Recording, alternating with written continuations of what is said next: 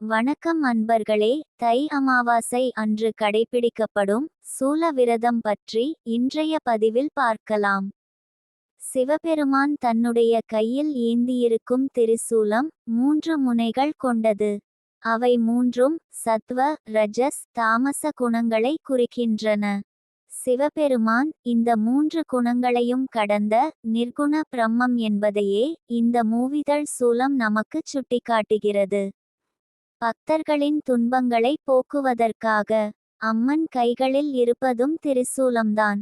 ஆணவம், கன்மம், மாயை ஆகிய 3 தீய செயல்களையும் ஒழிக்க ஈசன் கரத்திலும் அம்மன் கரத்திலும் சூலம் இருக்கிறது.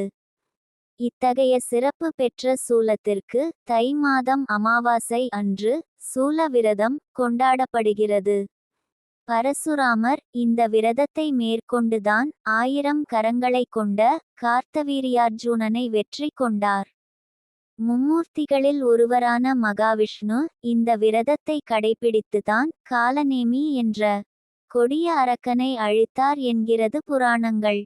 ஒருமுறை மகாவிஷ்ணுவுக்கு ஏற்பட்ட தலைவலியும் கூட இந்த விரதத்தை அனுஷ்டித்த காரணத்தால் விலகியது. பிரம்மதேவரும் இந்த விரதத்தை மேற்கொண்டு தனக்கு ஏற்பட்ட வயிற்றுவலியை தீர்த்து கொண்டார். விரத முறை: தை அமாவாசை அன்று விடியற்காலையில் எழுந்தவுடன் நீராடி விபூதி ருத்திராட்சம் தரித்து சிவபூஜை செய்து விட்டு சிவாலயத்திற்கு சென்று தரிசனம் செய்ய வேண்டும். ஏழை எளியவர்களுக்கு முடிந்த அளவில் தான தருமங்கள் செய்ய வேண்டும். ஒருவேளை மட்டுமே உணவு உண்பது சிறப்பு. இவ்வாறு விரதம் மேற்கொள்பவர்கள் பகை நீங்கி எதிரிகள் மறைவர், கொடிய நோய் நீங்க பெற்று சகல சௌபாக்கியங்களுடன் சிவனருளும் கிடைக்கும் என்று புராணம் கூறுகிறது.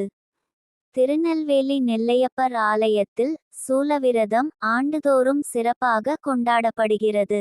அன்றைய தினம் நெல்லையப்பர் ஆலயத்தில் லட்ச தீபம் ஏற்றப்படுகிறது.